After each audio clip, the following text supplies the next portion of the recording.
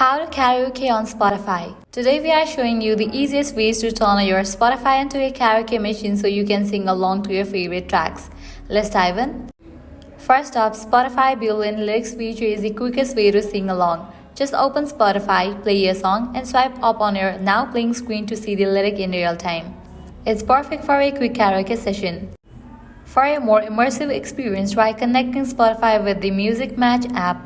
It syncs lyrics perfectly even for songs that might not have lyrics on the Spotify itself. Download Music Match, link your Spotify account, and you are good to go. Want the full karaoke experience? Use Spotify with a Bluetooth karaoke machine. Just connect, play your favorite song, and sing along using Spotify lyric on a phone.